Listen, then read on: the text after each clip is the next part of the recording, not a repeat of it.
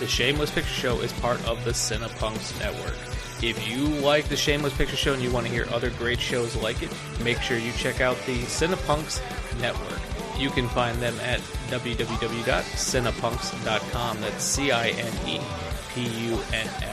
There's other great shows such as Cinepunks. There's The Carnage Report, Cinema Smorgasbord, Fat Girl Hacks, Loud, Fast, Philly, Tomb of Ideas, and Twitch of the Death Nerve, and so much more. If you like punk rock and you like movies, make sure to go to www.cinepunks.com. And let's not forget the sponsors for the Cinepunks Network. We have the Lehigh Valley Apparel Creations. They are the premier screen printer of the Lehigh Valley with service to the whole country, professional and personable in a way that only a DIY business can be. They also have ridiculously low prices for whatever your screen printing needs may be. You can visit them online at xlvacx.com. That's xlvacx.com.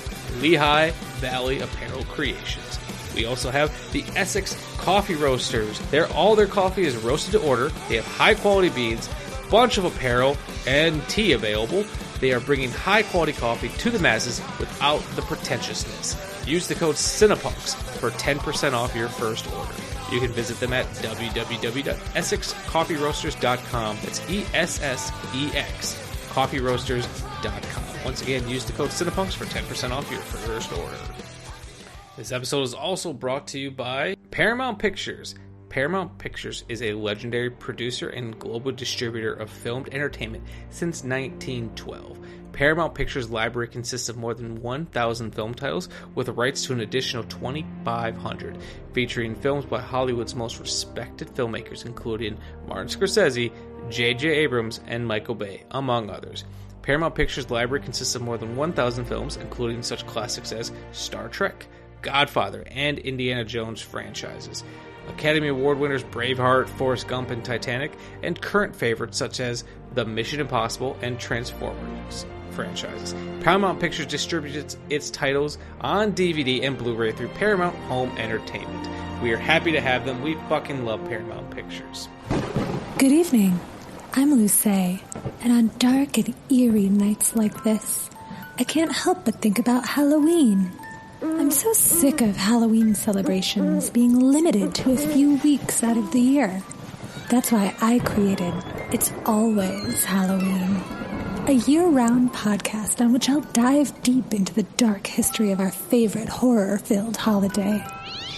Each episode will explore one specific custom, fear, or fright, inspired by my own curiosity and listener queries. If you have a Halloween question you need answered or just want to share a Halloween memory, call my All Hallows hotline at 802-532-DEAD. Or you can write me an email at it'salwayshalloweenpodcast@gmail.com. Tune in if you dare.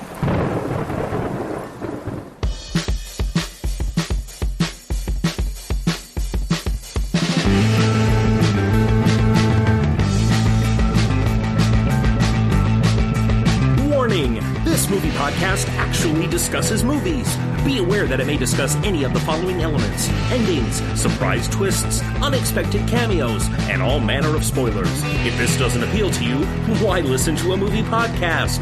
Without further ado, please enjoy our feature presentation, The Shameless Picture Show.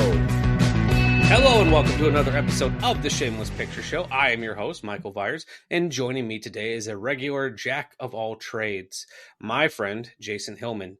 As I like to do on this show, first-time guests usually provide a bio, and Jason has probably given me the most in-depth bio I've ever received. So, in honor of that, I'm going to read the whole goddamn thing. Bless your heart. Yep. Jason Hillman is a modern Renaissance man, and I should mention, my guest wrote this himself. Jason Hillman is a modern Renaissance man. That is to say, he has too many projects to count and is very exhausted. Aside from being a prolific speaker and stand-up comic, he is also a writer, director, photographer, podcaster, and all-around creator of things worth engaging with. He's also apparently won some awards that he just told me about. He has toured the country and been featured in, has been a featured performer at Laugh Fest, the Orlando Indie Comedy Fest, the Milwaukee Comedy Festival, the Great American Comedy Festival, Madison Comedy Week, Pride Fest, and was the first man to appear at the Lady Laughs Festival. His writing has appeared in the Huffington Post, Thought Catalog, Static Multimedia, and other sites that have since been shuttered, but he refuses to take responsibility for those. His podcast includes Toby, the Dead-Eyed Millennial Media Club, and the Hercast. But on top of all that, he is a timeless advocate for mental health issues, having worked with NAMI to provide outreach to those in need, writing and performing in the nationally touring production Pieces, a play addressing the stigmas of mental illness, training police and corrections officers in CIT, a way for them to approach situations involving those in crisis with empathy, support, and to prevent escalation into deadly scenarios. On top of that, he's performing and teaching in numerous prisons. Jason, how are you doing? Oh man, I'm so good. I love to hear my own accomplishments wash over me. It's a beautiful spring wash, you know? Yeah, so I've known you for a while, and I didn't know about a lot of these things. Like, when we met, we hit it off because we both had a mutual affinity for movies and physical media. I knew you were a comic, because that was the way that you were introduced to me. Found out later that you did photography and dabbled in podcasting. But like I said, there's a lot to unpack here. Yeah, I've had a really busy decade. I basically, before that, I had spent some time when I moved to Milwaukee in the retail space. I was doing retail management, and when the economy crashed, I essentially wandered around for a while. I decided to give stand-up a try, and that opened up so many doors for me, and that's how I ended up working with NAMI. That's how I ended up becoming a producer of a great many shows for many years. So I've stuffed a lot into a relatively short amount of time, if in the grander scheme of things. I'm proud of it. I've taken the last couple of years have been a bit of a rest. I don't know if you've noticed, but there was a life-altering, world-shattering event a couple of years ago where I kind of stepped back and I thought to myself, what are the things that are actually important to me? What can I excise from this? So all of that stuff was pre-2020. Right now, my focus is on photography. It's on doing comedy. It's on writing. It's on podcasting. It's just like slowing down, but producing great work still. I say that, but then I'm going to get off here and work on 4 different things. So I think it's just how our brains work as creatives. I'm jealous of people that can put all their time, focus, and energy into one single thing. I feel like I'd be farther along at my filmmaking career if I could just focus on doing that one thing. But there's so many things that interest me. I myself have had to start turning down things. Like, I had an opportunity at some point recently to like do photography for something, and I originally said yes, but then I thought, okay, I'm not a photographer. I could take a picture, don't get me wrong, but I'm no photographer. Do I really want to spend my time doing something like this for the little bit of notoriety that might get me to do that? Or would I rather put my effort into the core smattering of things that appeal to me, like filmmaking or doing this podcast, writing about film, moderating panels, just being kind of an authority when it comes to filmmaking and film culture? Absolutely. And essentially that's when I talk about before and I talk about now. Before it was spending a lot of time just doing things to say that I've done them. Just saying yes to things. Just saying yes to things because I wasn't amazing at all of them, but I was pretty good at a lot of the stuff, and I really enjoyed doing a lot of it, and it was a really easy way.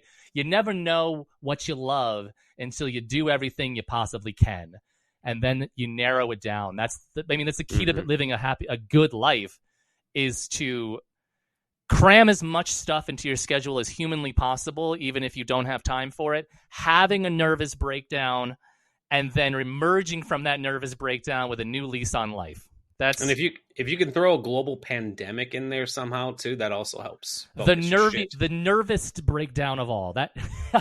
Yes. One of my favorite anecdotes, and this is please, that's what the show's about. About that is, I finally achieved all of my goals in the leading up to 2020. I'd achieved all of my comedy goals. I was auditioning for international festivals. I was getting into rooms that I'd never been in before, and finally I was headlining a club in Chicago. You headlined the show. I headlined a club in Chicago. That was my achievement. And I happened to be headlining with a good friend of mine, Dame, opening for me. And it was the night that Chicago shut down. And we had a pretty good crowd. And I'm on stage. I'm sitting there. I'm very comfortable, very professional, just sitting there telling my jokes. The owner of the club comes up to the stage, whispers in my ear like it's 9/11, like I'm George W. Bush, and is like, we have to get out of here in half an hour or they're going to fine us. And so we pack up all of our stuff. We go out. There's an improv show that's finishing up in the other room, and suddenly it seems very dystopian. Because, I mean, the world is shutting down and somebody's doing some yes ends. And we go out, and it's in this kind of mall area, something like a Bayshore or yeah. And we go to this cafe down the street, and it's just us. And there's a lone guy playing a guitar in the corner, and we're just eating fries while this guy plays Wonderwall as the world ends. Just unforgettable moment. I could have called it a day there. I did take some time off of comedy there. And then, famously, I tried to get out and they kept pulling me back in. So, well, one of these days I actually want to see you perform. I've just heard about it, but I've not actually seen you perform. But I know you're a funny guy, yeah. I would be stoked to see it. It's funny. I feel like a lot of people have their day before the world shut down story. So, it's pretty well documented at this point that I took an extended break from filmmaking. And my first film back after that break was the movie I did about, I think at this point now, 2 years ago, no soliciting. But if I was supposed to do a film before that, it was a dark comedy romance about building a guillotine in your basement. And really the greatest premise I've ever heard. Thank you. I had the script written. Very proud of it. Still very proud of it. I want to challenge myself because this film is going to be a logistic nightmare. I have to have someone build a guillotine. I actually had someone come over and take measurements of my basement to build a mock guillotine in my basement. As fucked up as that is to say, my producer at the time started getting that going. There's a scene in the script where the guy accidentally cuts off both arms and falls to the ground, and he has to get upstairs to get to a phone. So while with no arms, has to maneuver his way to the stairs, try to get himself to stand up so he can move up the stairs. And I was talking to a person I was going to work on this film with, but but we no longer really talk very much. And he had this great idea. Well, why don't you have? We should shoot some test footage. Why don't you have a dancer? Like, you don't need dancers, people who do choreography. I was like, yeah. He's like, why don't you have one of them come out? Because they have just fantastic control of their body to see how they would, from a laying down position, as if they had no arms, maneuver themselves to stand up. I was like, that's a great idea. I had a small crew set up. I had some lighting equipment. I had the camera. I had a person that was going to come. They were going to come over. It was going to be a Monday that they were going to come over for afternoon. I was going to feed everyone. And then the world shut down. And I had to send out an email because we didn't, at the beginning of this, we didn't know how serious this was going to be. So I was like, there's not they're saying everything is shutting down. If you guys don't feel comfortable doing this, we can reschedule this. And then it never got rescheduled because we were doing nothing for about 2 years. I was booked solid for 6 months. I was doing, again, festivals that I'd been looking forward to. It was quintessentially, quote unquote, my year. Mm-hmm. And to your point there, I was like, this won't last anything. Oh, we'll be free in about a month. Everything will get back to normal. Yeah. Yeah, if no one just goes outside for 2 weeks, we should be fine. Right. We weren't fine. Editor's But note: we weren't fine. yes. But like I said, when I met you, you were Zach was pretty much calling you a comedian. I don't know how you introduced yourself, but since then I've come to know you as a very accomplished photographer. You've done photos for me and my wife, and I have just seen the work that you've turned out, and just I love the way that you view the world, the way that you see things through the lens, and then what you capture versus what you end up turning out, and just the way that you edit things. I think you just have a very distinct style. Before we talk about the movie, if you had to describe your viewpoint when it comes to photography, your style, how you'd go about doing this stuff, what would you say? Oh man, I would say that it's very difficult to explain and to really nail down in like a blurb. I mean, I've used cliches such as cinematic, because a lot of my inspiration comes from filmmaking growing up, and the attempt to create a sense of motion and an otherworldly quality to what is generally a very simple image, if that makes any sense. As being someone who was modeled for you, that makes complete sense. I mean, it's cliche. I want you to see yourself as if you've never seen yourself before, but I want you to see yourself in a way that makes you kind of rethink how you're seen in the world, to give you a sense of power that you might not have ever had, or a sense of danger that you've never had, or to show I think one of the greatest descriptions of my work, and I was talked about this before, is when people post examples of my work, the most common phrase is, what a vibe, the mood. And that's what I'm going for. I want there to create something in you that not only you have never seen, they have never seen. People have never seen you like this. And I think that for the most part, I accomplish that goal pretty steadily. No matter what I'm doing. Yeah. I've also found, just being someone who's worked with you in that capacity, that your ability to incorporate storytelling into the single image is pretty astounding in a way that I don't often see. So I like that quite a bit. And knowing just we're friends. Like we have spent a lot of time together watching movies.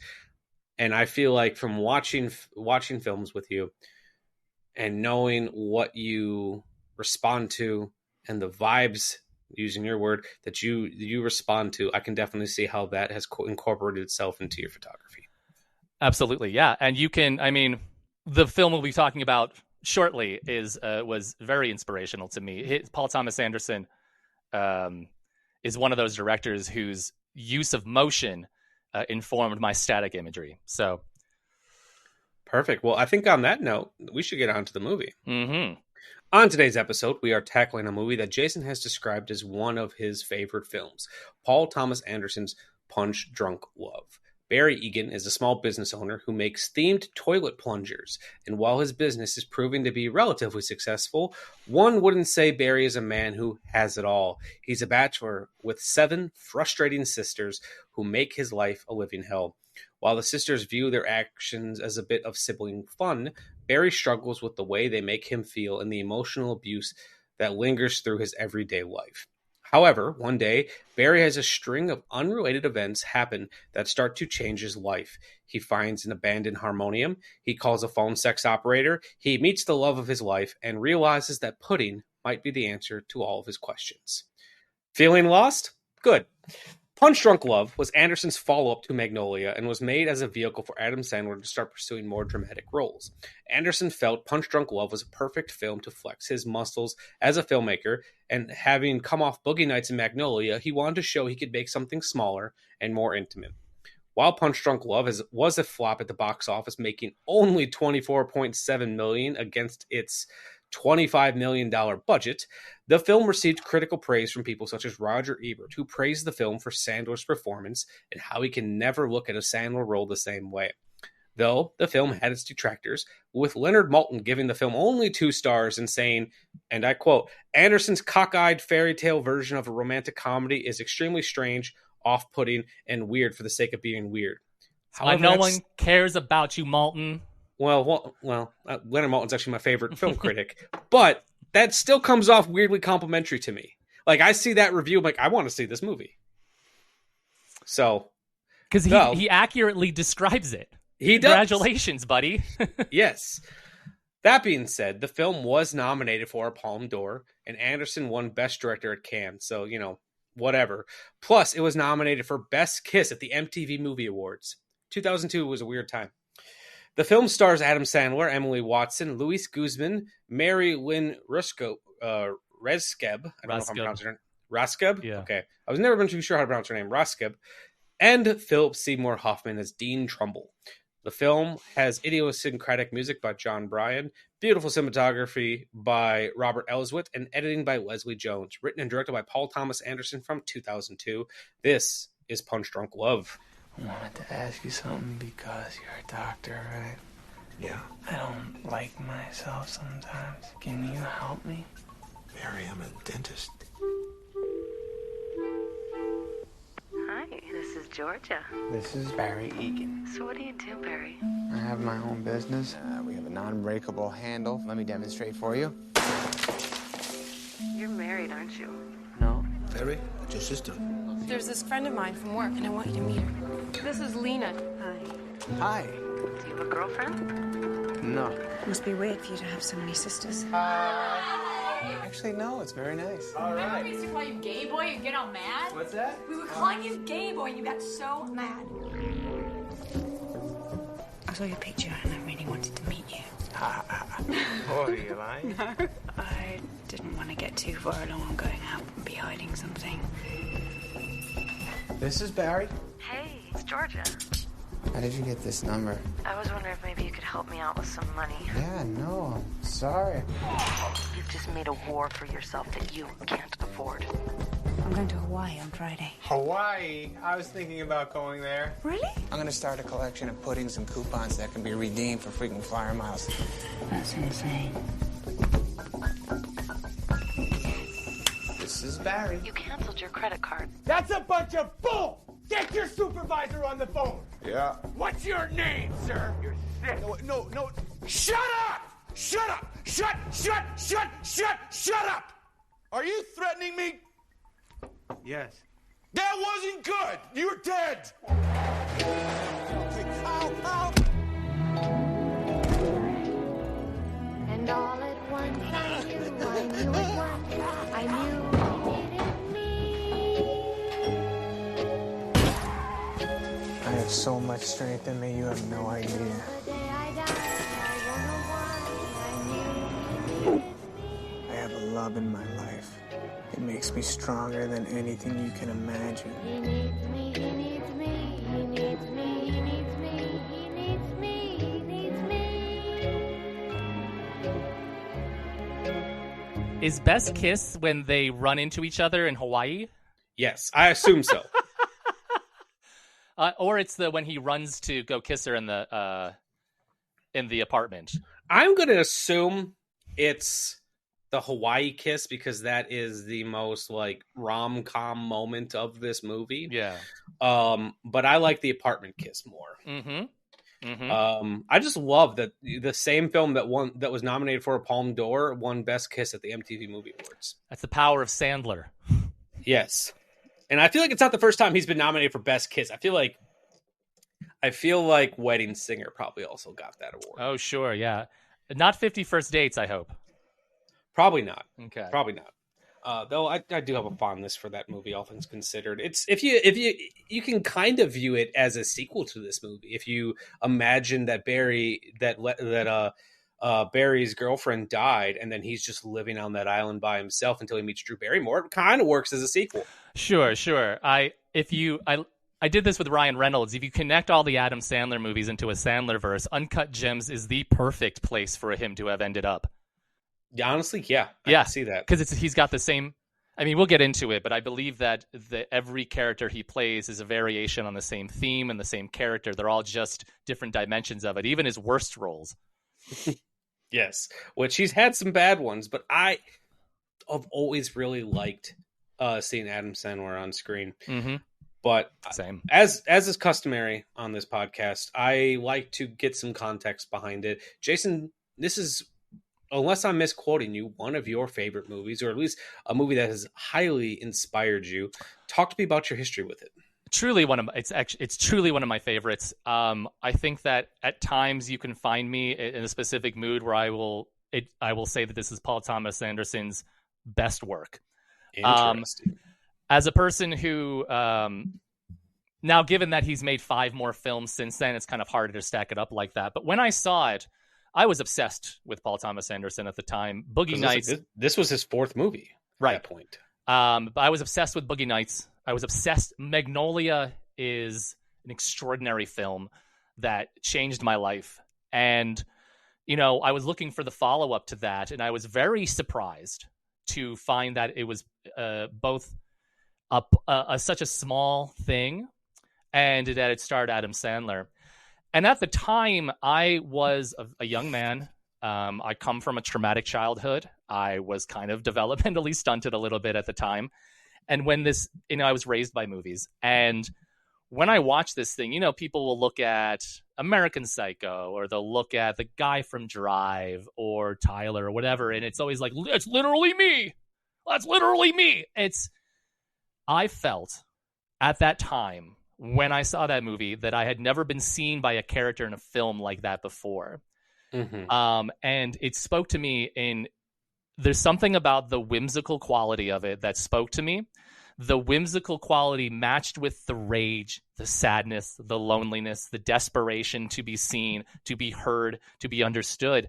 And I carried that with me as a litmus for my own emotional development over the years. I would look back and I'd watch it again and I'd be like, yeah, I still kind of feel like that, but we're getting better.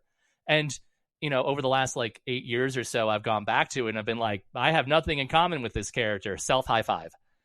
But mm-hmm. I can still appreciate the nuances of the character. If you want to put it in terms of my relationship with Adam Sandler at the time, I'd been a fan of his movies. Who wasn't? The Water Boy, Happy Gilmore, Billy Madison. I was also a fan of his sketch comedy albums, which showed a level of rage and anger and violence that he didn't actually show much in his comedy films. He did a lot of yelling, but it was always funny. But there was always kind of this repressed rage in Adam Sandler's character. And to watch him perform, take those characters, and for Paul Thomas Anderson, this is genius right here, to take those characters and to put them in the real world to see how they would react like Billy Madison, Happy Gilmore in the real world are neurotic mm-hmm. and angry and off-putting. Yeah, it's almost like if Barry was living in a world created in his own head, he would be Happy Gilmore, where he is, this kind of outsider guy that comes off kind of cool and aloof because he's living in a world of his own creation, but you put him in the real world and he's, like you said, just kind of weird, clumsy, angry, awkward. Correct. Yeah. And it's just looking for connections. Like the guy that's going, get in the hole. You're too good for the hole. And Happy Gilmore is that's the same energy he comes to destroying the bathroom on his first date. Yes. And that's an excellent point. I love that you said that when he goes to sleep, he dreams of being Happy Gilmore. Yeah. He dreams of being the water boy. Or even like Adam Sandler's at this point most well-adjusted characters, someone like his character from Big Daddy, or even The Wedding Singer, still has this side to it. I think I saw a review on Letterboxd that said if being extremely autistic was a movie, this would be it. Truly, though. Actually, truly. I laugh at that, and that's funny. But when I say that I've never seen a character, that spoke to me in that way. I think that's very much it. It was the first time I saw a character like that I felt a kinship to, that was able to find the things he was looking for and find love at the end. Now, he goes through what should be a good 8 years of emotional development in 3 days, but that's the nature of filmmaking, and it's a fairy tale. Mm-hmm. But that's a great way of looking at it.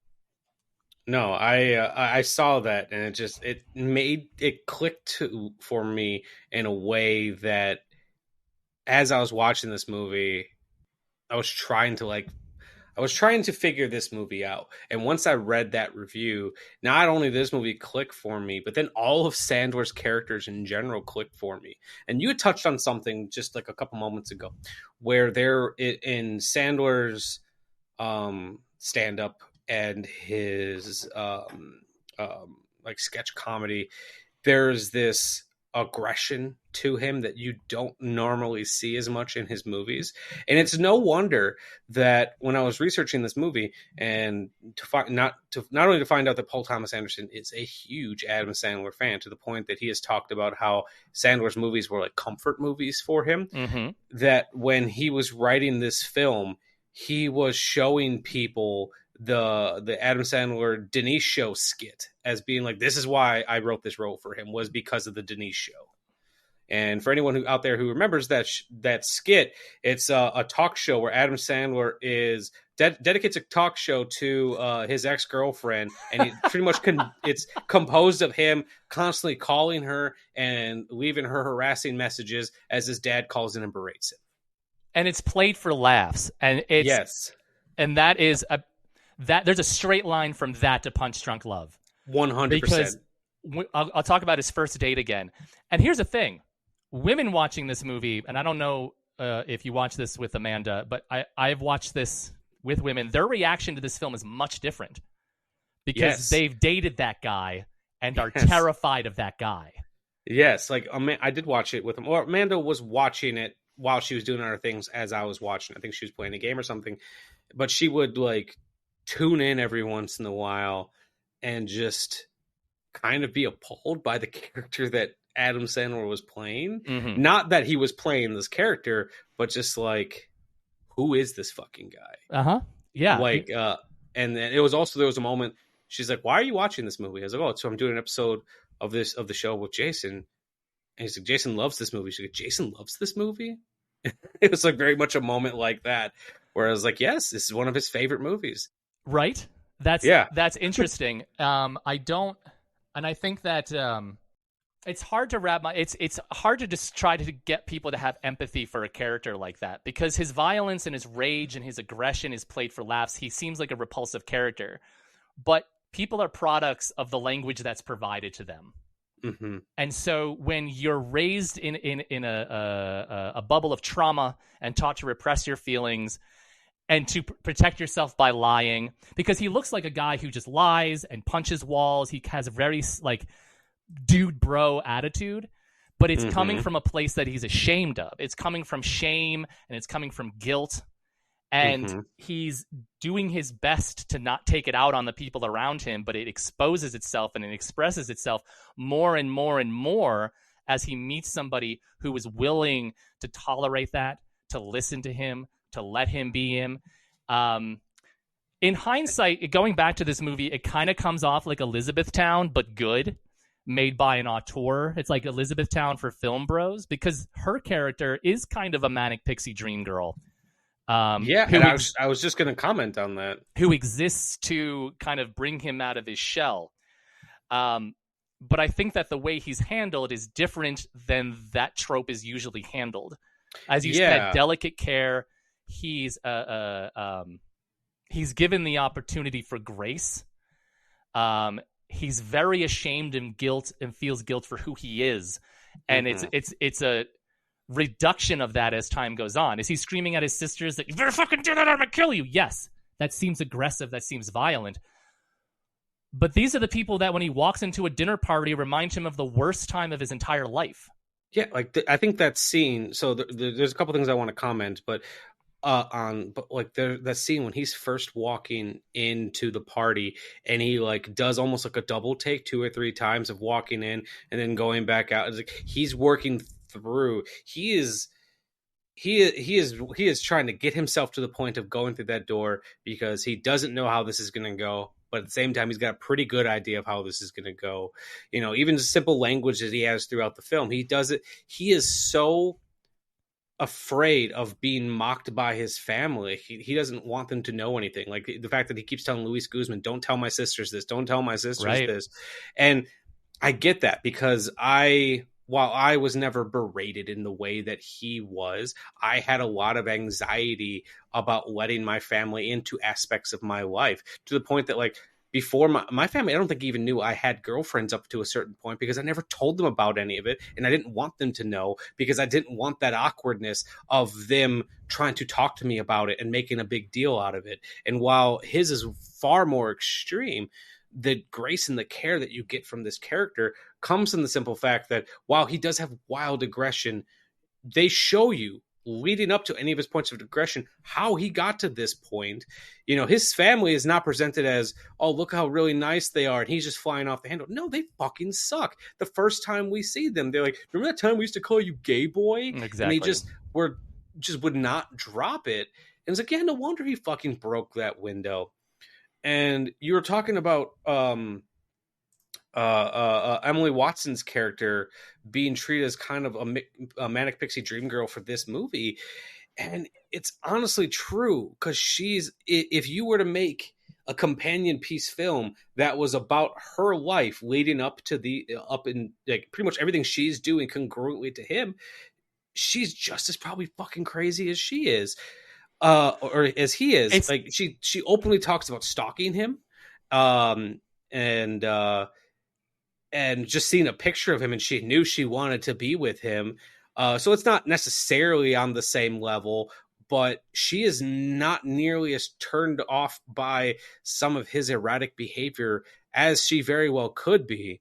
And then jumping ahead a little bit when they finally do make love and the shit that he's saying to her, she's not fucking fazed by. I want to eat your eyeballs. Right. It's basically Match My Freak the movie. Yes, exactly.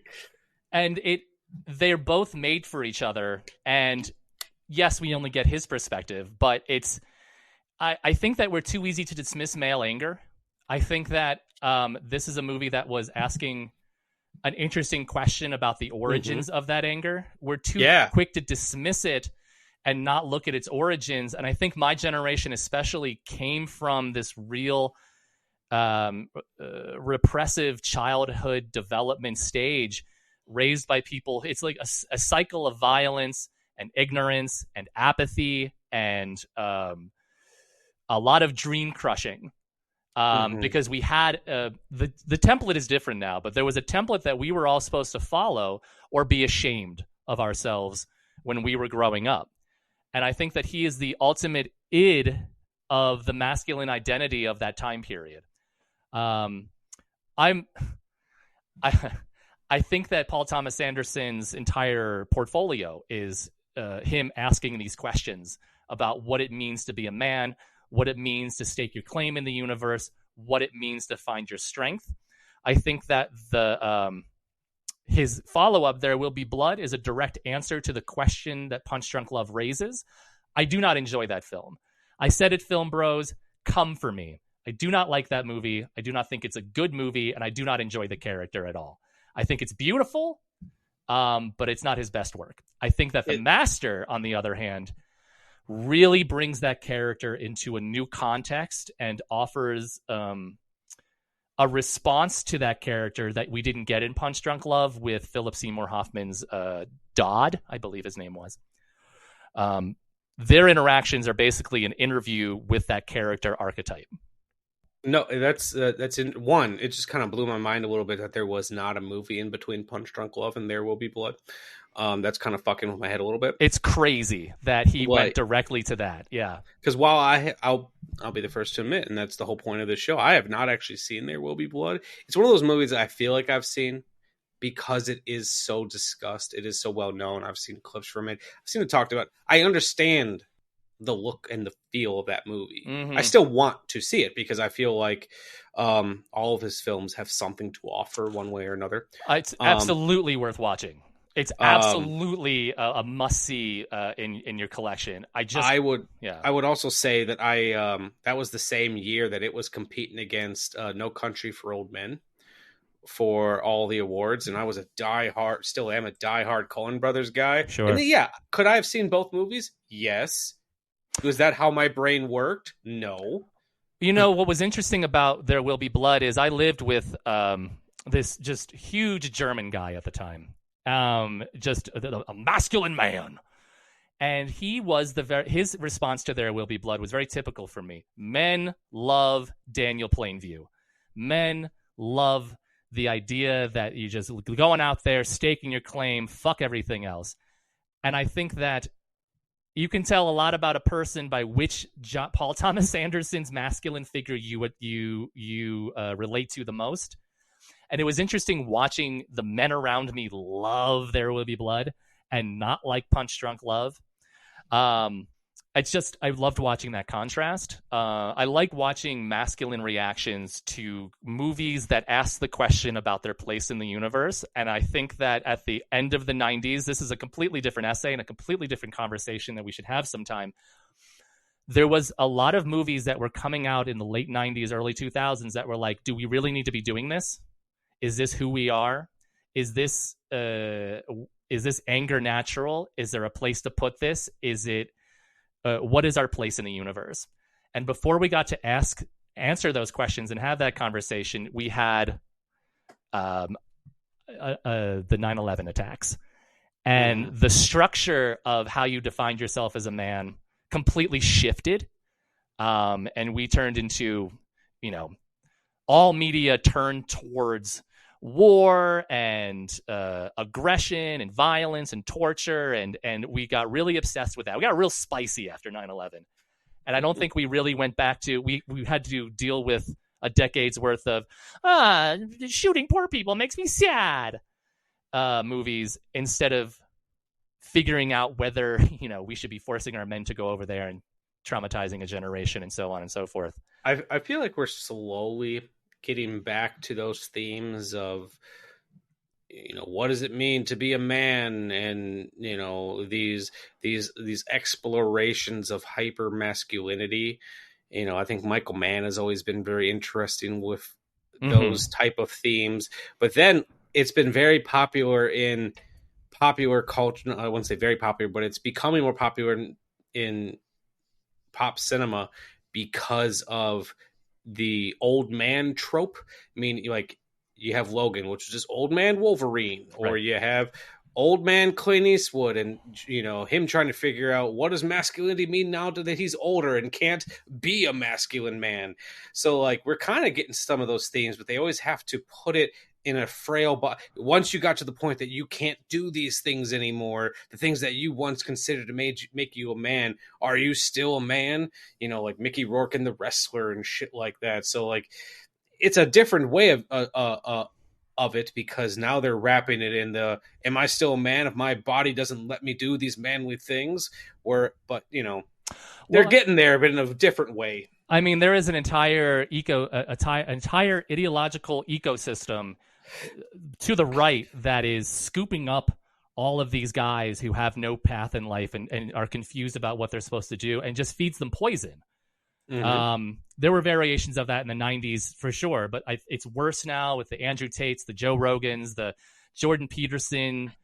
Now, Jordan Peterson's one of those guys that made a little bit of sense like 8 years ago and has completely melted. Russell Brand is another one it's kind of like, oh, I grew up with him. I thought he was really funny. What has he got to say? And he's a grifter now.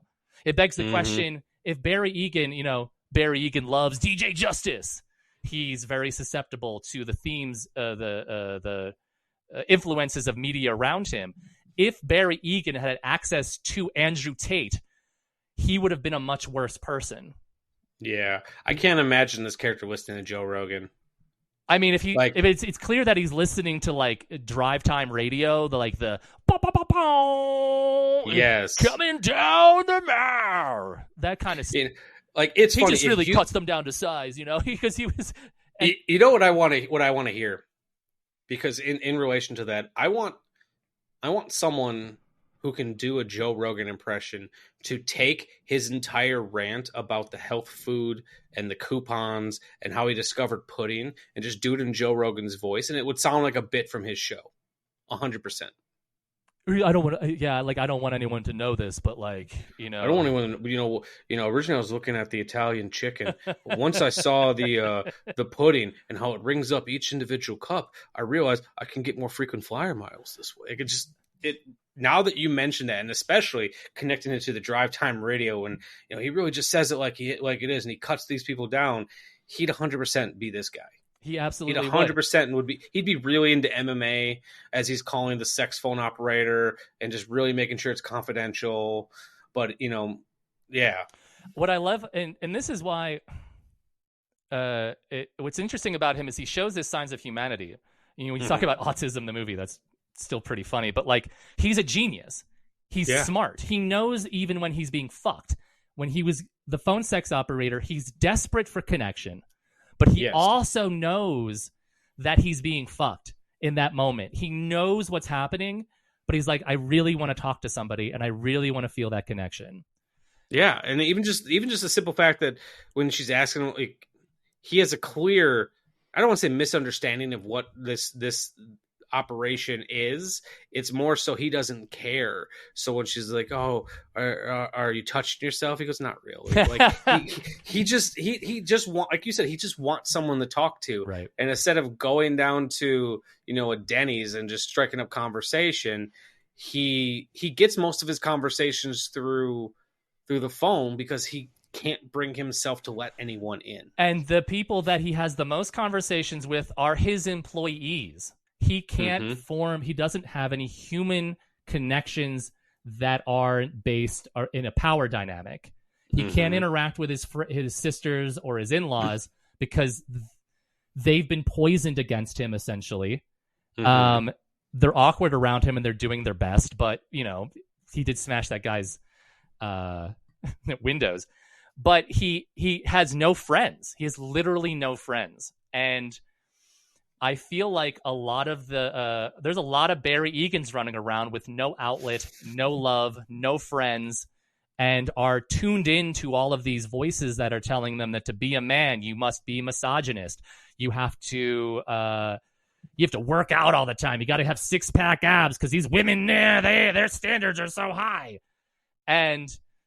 But also that you should hate women and not even going for them and not even focus on them, and that they're your enemy.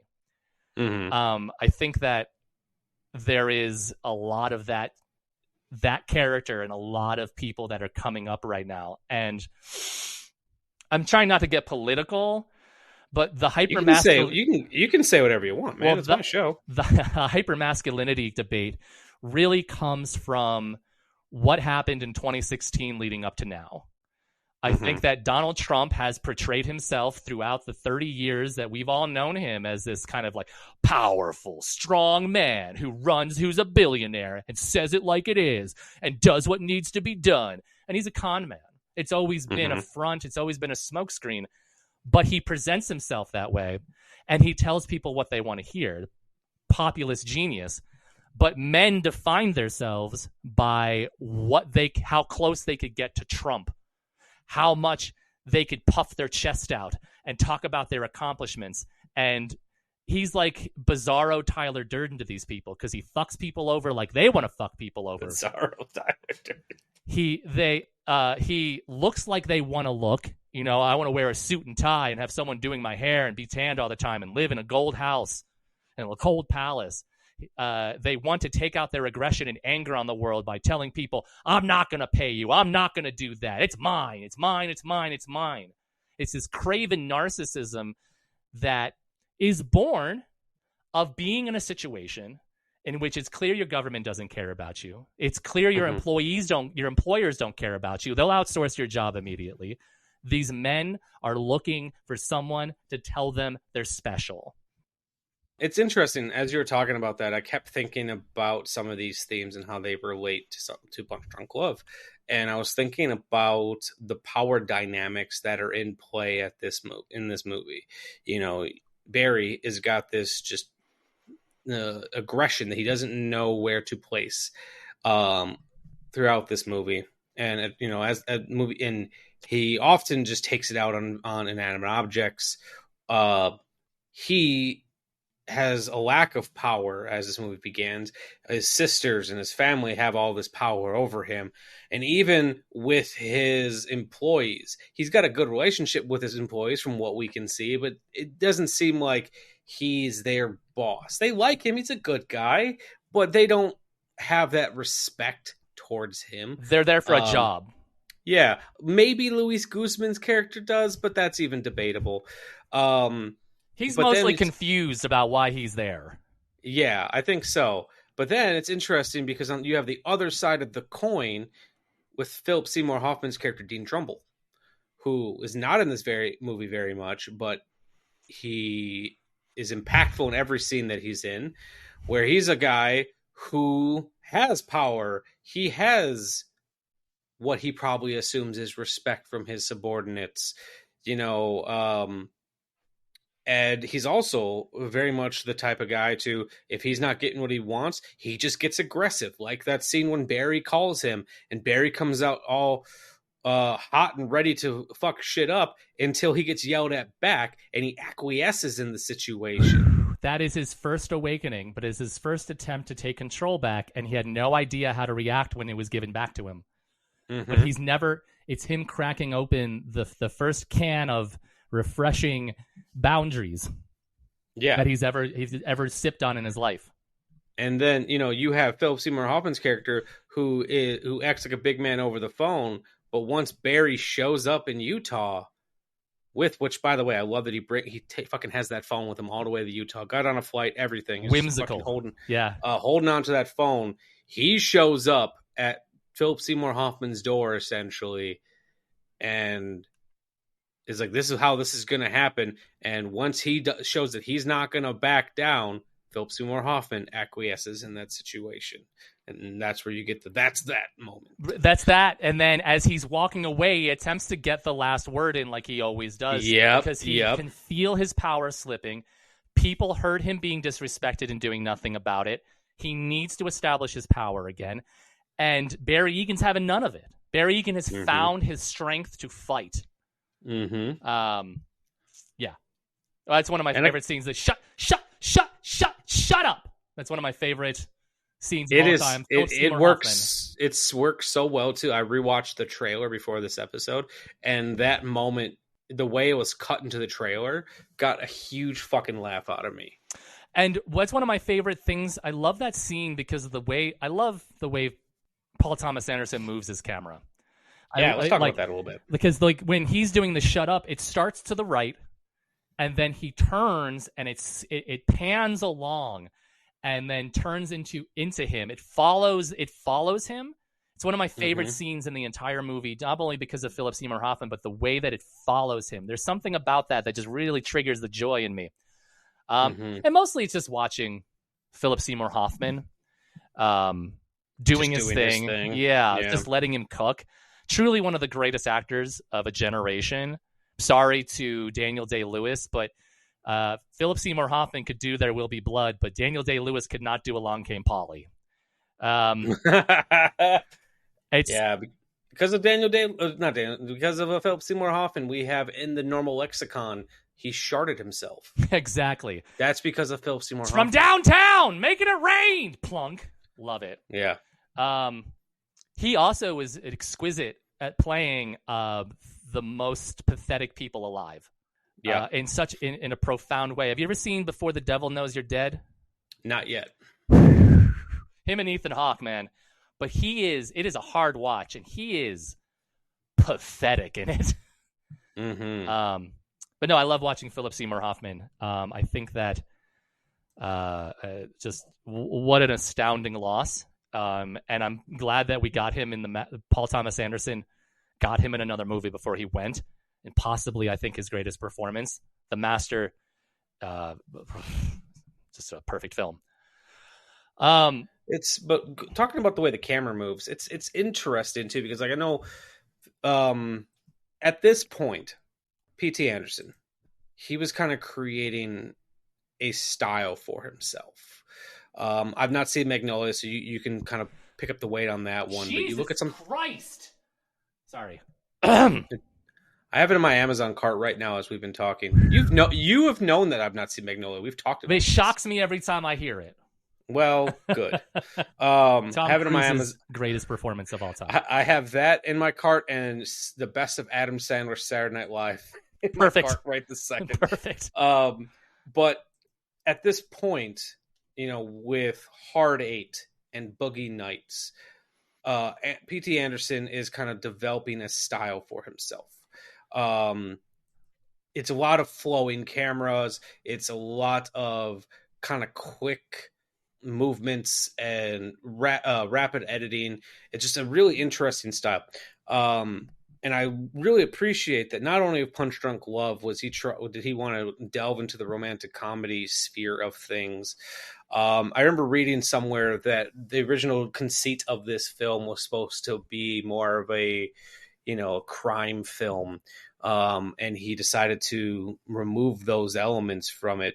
But I appreciate that he's doing this kind of quiet, intimate film, still shooting this thing in an ultra widescreen look with his anamorphic lenses, because the way, like when you first introduced to Barry and he's on the phone, the way the fucking frame is just bending on the sides. It's him alone in the corner.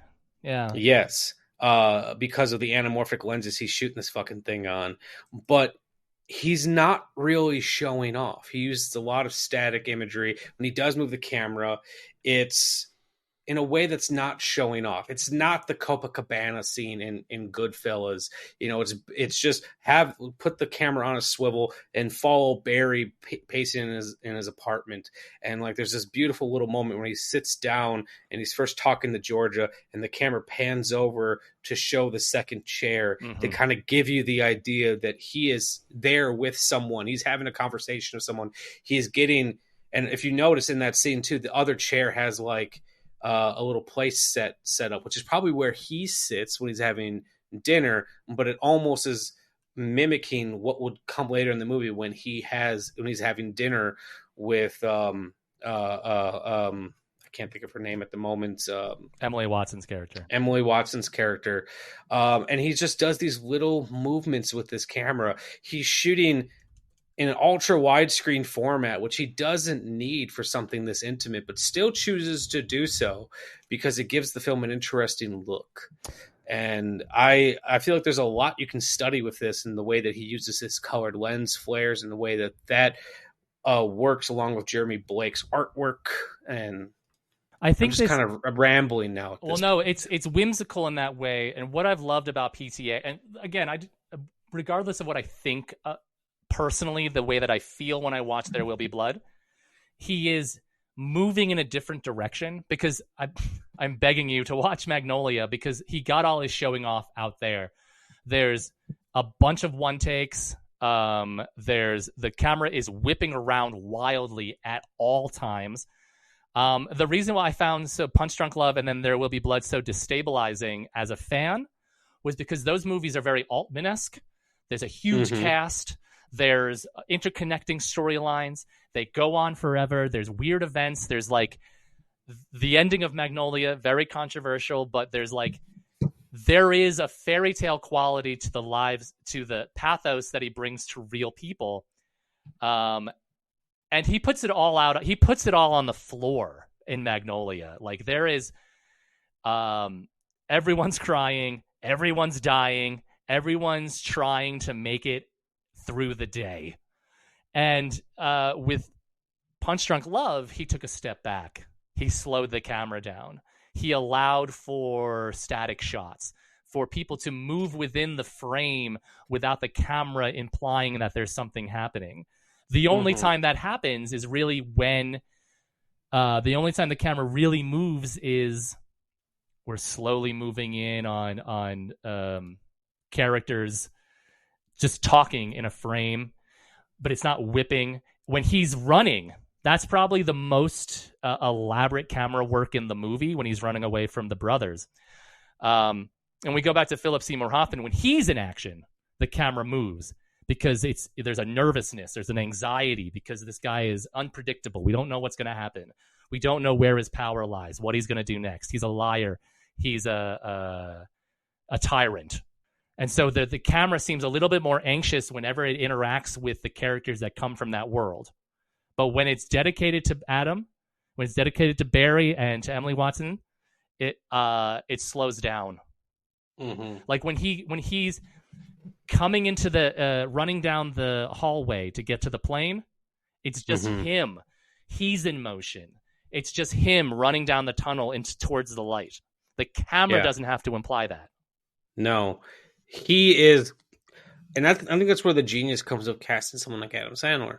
He has got this kinetic energy to him, so that way the movie doesn't have to. You know, Adam Sandler in a lot of ways reminds me of the Jerry Lewis of the 90s. You know, he can kind of have this buffoonish quality to him, but also come off very charming.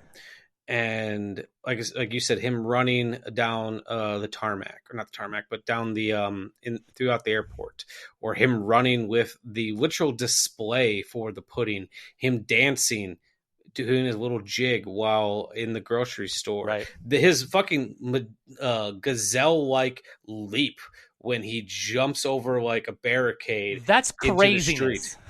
Yes.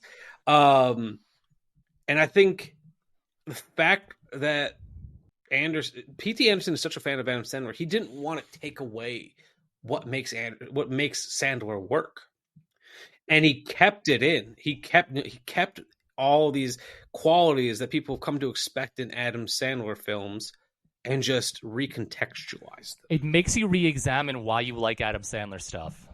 Yes. It makes you look at what actually it is you enjoy about his portrayal of those characters. Are you laughing at them or are you laughing with them?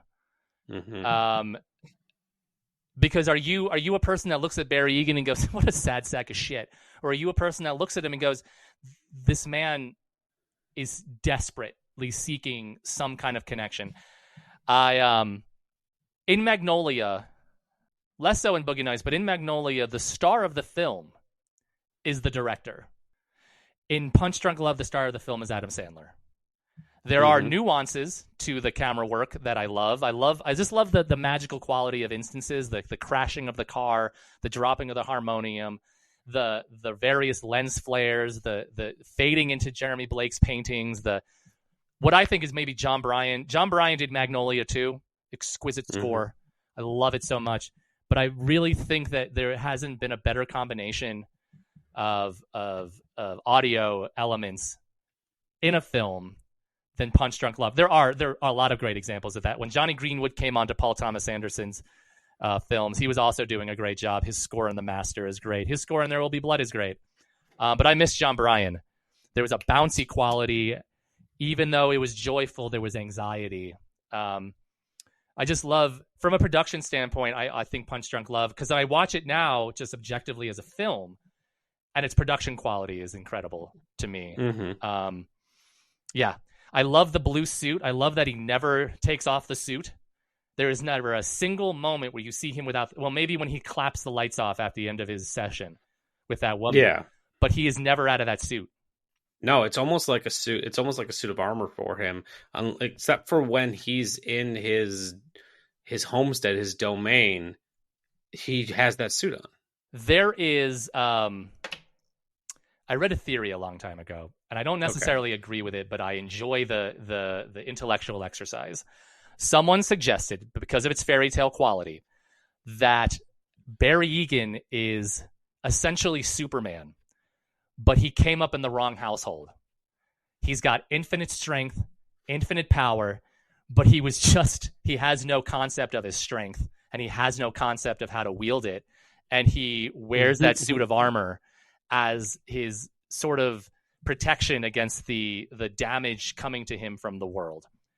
I kind of love that. I love it. Interesting perspective. It is silly, but it is interesting as an exercise in film theory.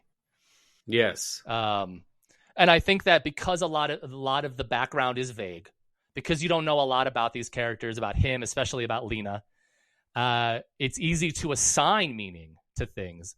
I have assigned meaning to it because there's not a lot given to you, but a lot done. Mm-hmm. I think that, and I'll go back to the camera movement thing. Everyone in Magnolia is astounding. And I think that this is Tom Cruise's best performance that he's ever given. And you'll see that. I'm not overselling it either. But it would be a betrayal to the subtlety of Adam Sandler's performance for the camera to have been as crazy as it was. Yeah. He says so much with so little that for him not to be recognized, and I think that it's as one of the best actors of his generation when given the opportunity. And I think that's why, he wanted to be taken seriously at this time. He did this, he did Spanglish, he did Rain Over Me, and no one cared. No one gave him any recognition. No one gave him any awards.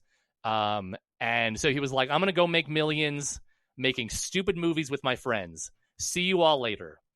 And then 15 years later, he shows up, he does the Meyerowitz stories, and then he does Uncut Gems. And it's still a variation on the same themes he was exploring in Punch Drunk Love. It's just an older, more mature versions of it. Yeah.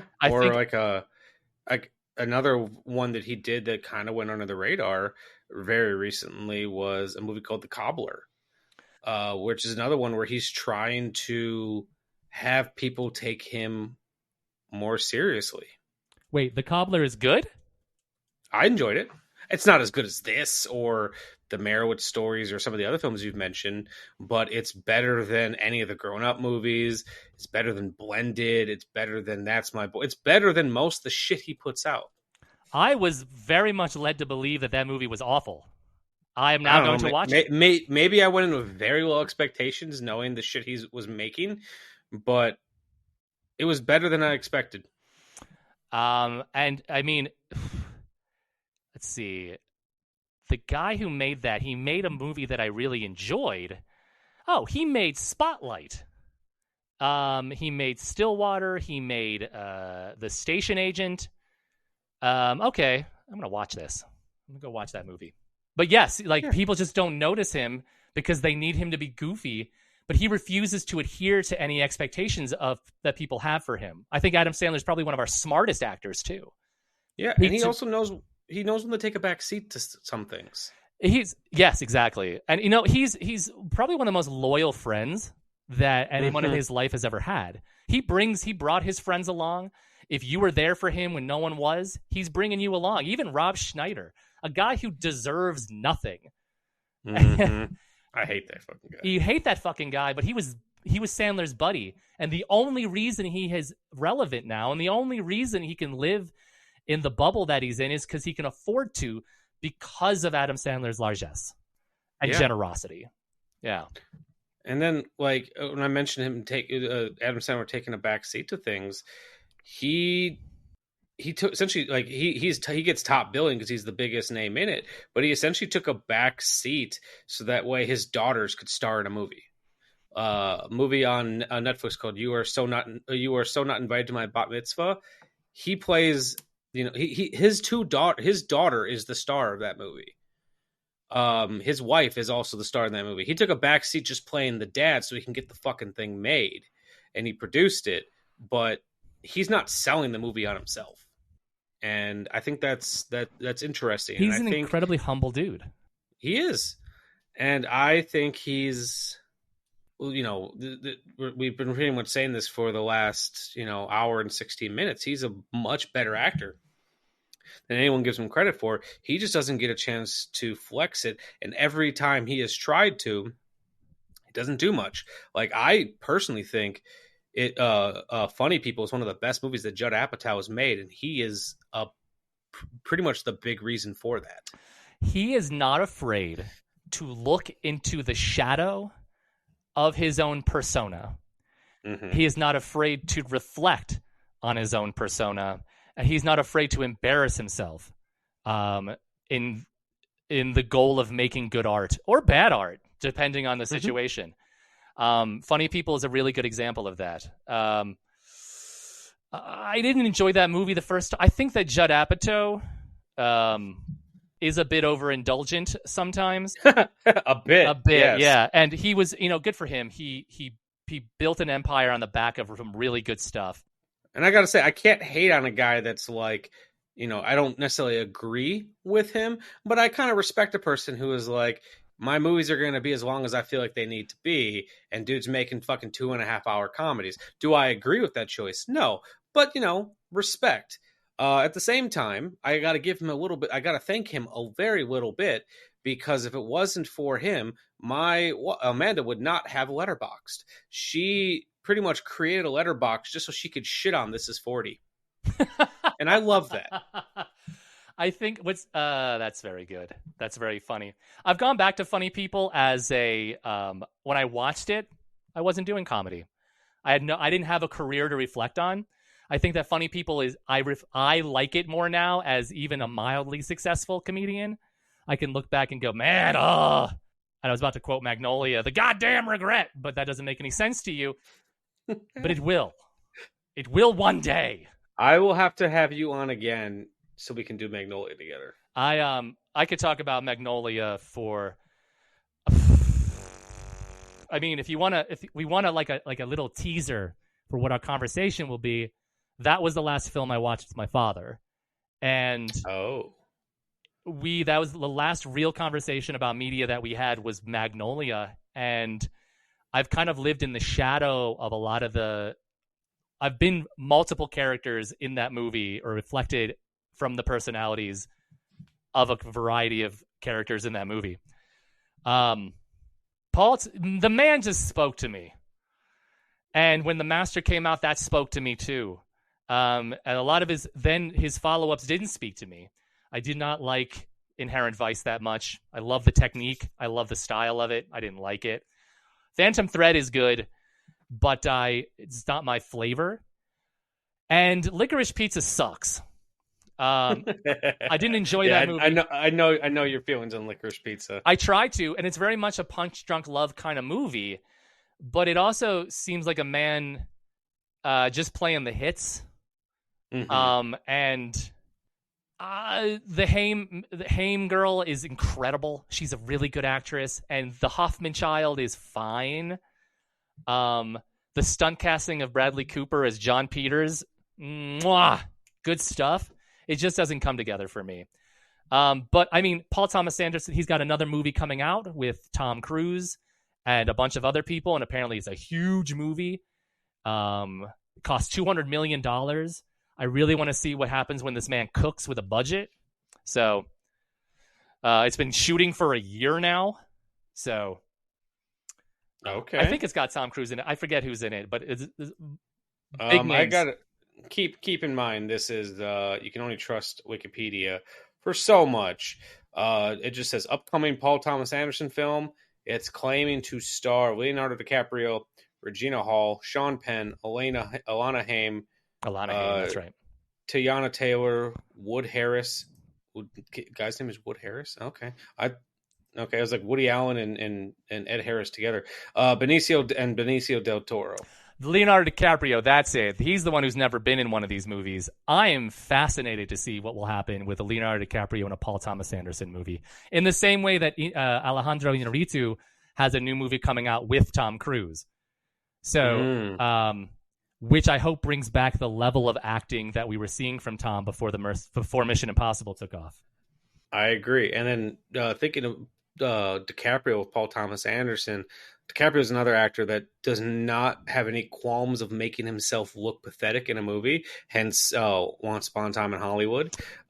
So I'm intrigued to see what Anderson has in store for him. I would say I was shocked by Once Upon a Time in Hollywood. I think that I didn't think that Tarantino had it in him to reflect so profoundly, and I didn't think Leonardo DiCaprio had it in him to reflect on his own career and the kind of meta narrative that's going on in that movie. Mm-hmm. And his scene where he walks into his trailer and screams and beats the fuck out of it, very Egan-y. Yes. For him to expose that side of himself, I've there's a few times in Leonardo DiCaprio's career where I've been like, this dude is for real. A lot of the time, especially when he was young, I was like, that's Leonardo DiCaprio being Leonardo DiCaprio. And Yeah, he was never bad, but he just never left an impression. Exactly.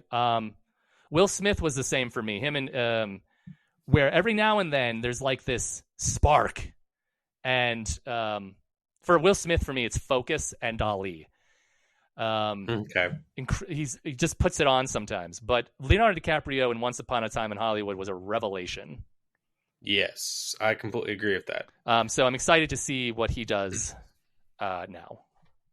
So, do you have anything else you want to say about Punch Drunk Love before we start wrapping this up? Well, I think the nature of the story really lends itself to these kind of conversations because, again, it's built so vaguely but so poetically that it allows itself to, it opens itself to these kind of conversations. But it can also just be a breezy, easy rom-com. But there's it's the visceral reaction one has to it. Amanda had to it. Becky has to it. People who have watched it and just kind of see the surface level of his character. I think it's very easy to dismiss the film as a slight little thing in between great Paul Thomas Anderson movies, but it's nestled gently. It's nestled nicely between his Oscar-winning movie. I think it won some Oscars. Didn't it win some Oscars? There Will Be Blood? There Will Be Blood. It was actually, just hold on a second. I had that pulled up. It was nominated for a bunch. It only won 2 of them. It was nominated for Best Picture, Best Director, Best Actor, Best Adapted Screenplay, Best Art Direction, Best Cinematography, Best Film Editing, and Best Sound Editing, but only took home Best Cinematography and Best Actor. Sure, that makes sense to me. In between those, in between his magnum opus and that gigantic, towering film, is this tiny little nugget that is both a romantic comedy and a character study of the angriest man alive. And it features some of the best cinematography in his entire portfolio. It features John Bryan's best work. The paintings are great. It's just really small, tiny, subtle stuff that adds up to a magnificent film. And again, one of my favorites, and it remains one of my favorites. Yeah.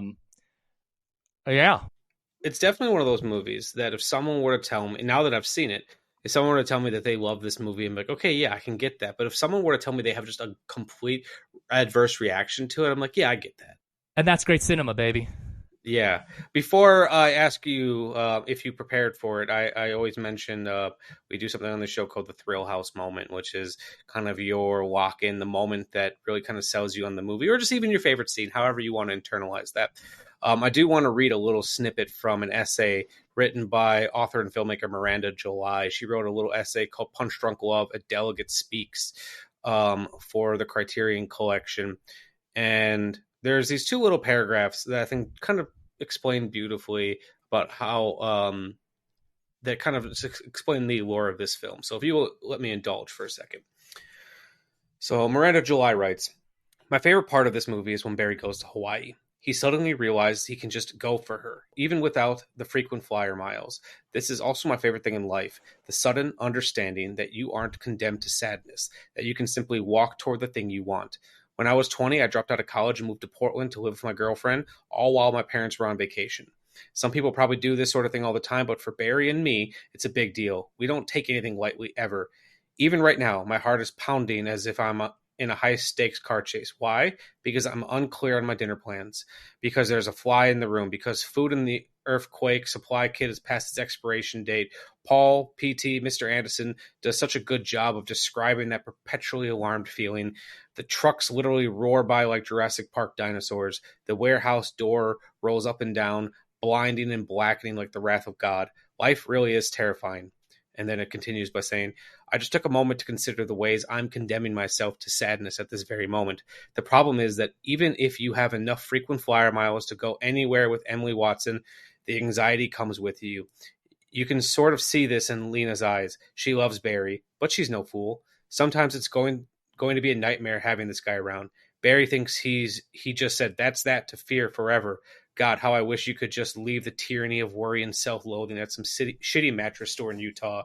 I did try to fix myself up in time for really loving someone, but as Barry will discover in hotels all over the world, you can't outrun your 7 sisters. I see them chasing him forever, internally, like the 7 horsemen of the apocalypse. Yeah, yeah, it's good stuff right there. I just kind of wanted to end with that because I thought it was just a beautiful, just little nugget to end on. So, as I said, I do something on this show called the Thrill House Moment. Did you have one? Well, it was between those two things, but because she described it so eloquently, I'm going to choose a different moment. And I'm going to say that my bonus moment is the shut up, shut up, shut up scene. Yeah. But for me, after their first date, he's destroyed a bathroom. He's ruined his date a little bit. He drops her off. They sit there awkwardly on the couch. They don't do anything. He leaves. And he says something like, I forget what he says, but it's like, see you later. And he just kind of yells at himself as he walks down the hallway. Been there. And yeah, we've all been there. And then she calls him. She calls him at the front desk to have him come back to tell him that she wanted to kiss him. And something explodes in his brain. And he suddenly is filled with rapturous joy, but it's rapturous chaos. And so he gets lost on the way back to her apartment because he's so filled with so much rampant, unbridled energy and anxiety, and it's kind of all spilling out of him, and he just wants to get back to this feeling, back to this person who, for the first time in his entire fucking life, she sees him, she needs him, she wants him. And he runs back to her, and he just can't find it. He can't find it because he's so nervous. And when he finally gets there, the way that the camera, he's running down the hallway is one of my favorite scenes. And then they open the door. There's the close-up. It's the Paul Thomas Anderson sudden close-up, sudden zoom. And they kiss, and the music crescendos. And it is Barry Egan finally fucking finding a puzzle piece that lets him make sense of his sad, pathetic existence. And it's the first step on his journey to the nation of New Barry. And then, that just keeps culminating. And I just really love the way that she put that. He when he realizes that he doesn't have to wait and get after he punches the wall, he realizes he's actually in control. And it's the first time before Lena, he would have punched that wall and given up and gotten back to work and put up with the shit from his sisters. But he makes a decision in that moment, as she stated, to take control of his life. He is not held back by the circumstances and the demands of others. He can do whatever the fuck he wants.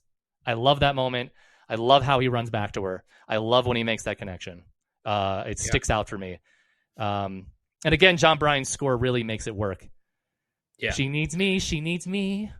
So I have 2 of them. One of them, because I think it's just kind of thematically beautiful, is right near the beginning when the harmonium first falls off the truck. Mm-hmm. And he's just kind of fascinated by it and just kind of watching it. And then when he runs out there and grabs it and he's got the coffee cup in his mouth, just a bit of physical comedy that I think is gold.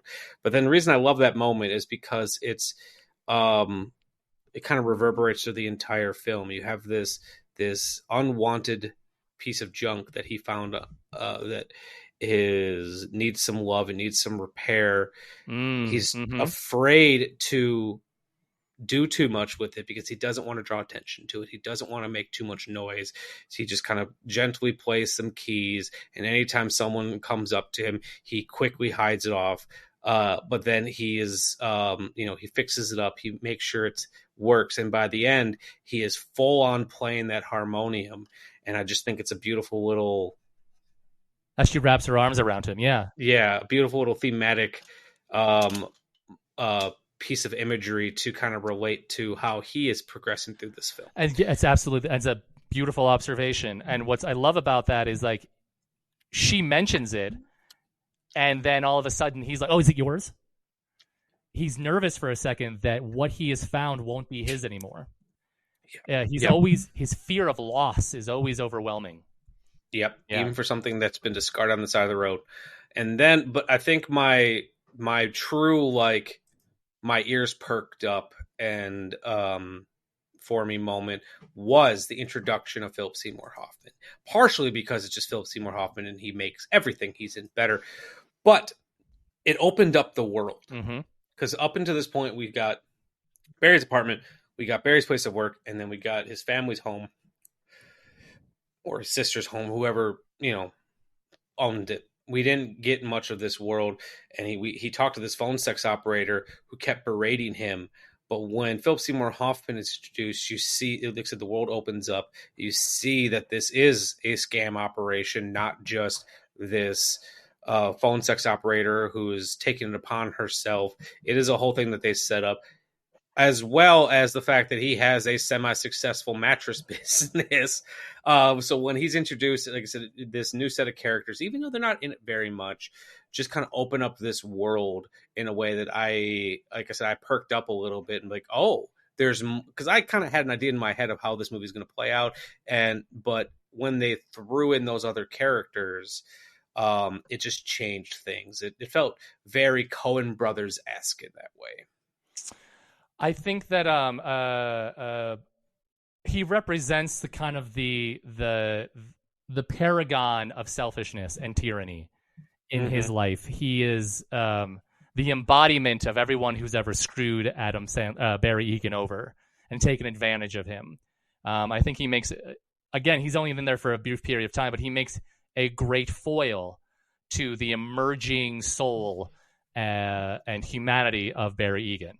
But I think he's also the opposite coin of Barry Egan. If there's a quote I remember hearing from a Batman comic called The Long Halloween, where I think DeFalco described Harvey Dent as it was an origin story for Two-Face. He said, "The brighter the picture, the darker the negative." And I just think of Phil Seymour Hoffman's character as being the inverse to Barry Egan. Yeah. Both of them small-time business owners. And you could see the route that pretty much it just feels like Philip Seymour Hoffman is Barry Egan with confidence. Sure, right. And you could see how Barry could go down a certain road if things were different in his life and how he could be that Philip Seymour Hoffman character. Absolutely. One of the great... special features are great, and the DVD release of Punch Drunk Love was chock full of them, a beautiful box, beautiful discs, beautiful inserts. One of the special features, and you can look this up on YouTube, is they actually shot ads for the D&D mattress store. I've seen some of these. I saw the one of Philip Seymour Hoffman on top of a truck playing guitar, I think. There's that. There's one where he jumps off a roof onto the mattress, but then falls off of it. Which is fantastic. It creates a bit more of, because the guy's a goofy tyrant, as all small-time tyrants are. Yeah. It makes sense that he would have commercials, and he'd have commercials that he would shoot himself. Mm-hmm. He very, very much feels like a guy who takes pride in his business. Correct. But he's also bad at it, because if he was better at it, he wouldn't need to scam people and screw his own employees over all the time. Yes, it very much feels, he very much reads to me like a character that the mattress store was doing bad. He's like, okay, we're going to do this other thing just to get ourselves on our feet. And we'll stop doing that once we've pulled ourselves out. And that he never got to that point. And now he needs the scam business just to keep the mattress store going. And he's angry about it. He's bitter. Yes. And there's no greater scene that shows his bitterness than when she's doing his hair at the end. Yeah. And he's just like, ow, ow, ow. Yes. He's just so pissed off all the time. It's just comedy gold in the most simple form. And that is Punch Drunk Love. Yeah. Yeah. Jason, where can people find you on the internet if you want them to find you on the internet? You can find me on Threads. You can just type in Jason the Hillman. That's my Instagram. That's where I post most of my stuff from my studios. Lemon Hill is the name of my business, it's my visual name, my visual design name. You can find me on Threads at Jason the Hillman. I don't have a Facebook at the moment, so you can't go there. Those are the places. Jason the Hillman online. It'll take you right to me. That's pretty much it.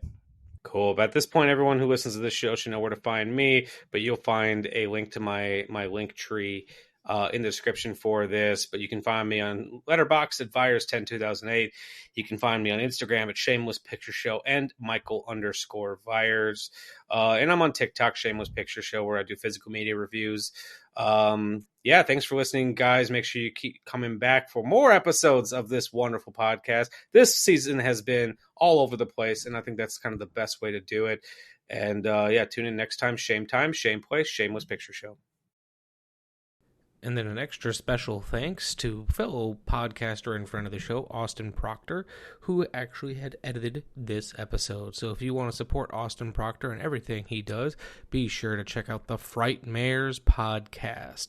I am a occasional co-host on that show, but he does one of my favorite podcasts about the horror genre, and it should be one of your favorite podcasts too. So thanks a lot for Austin Proctor for editing this episode.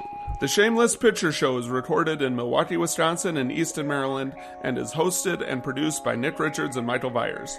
Today's episode was edited by Michael Vyers. Our opening theme music was written especially for us by The Directionals, with narration by Zach McLean. The end credit music you're enjoying at the moment was generously provided by my friends in the band 10 Speed. The Shameless graphic design is masterfully done by Amanda Vyers. An extra special thank you to all of our Patreon supporters and to our generous sponsors. We are on Spotify, Stitcher Radio, iTunes, Google Play, and Libsyn. You can find links for all these amazing people in the description below.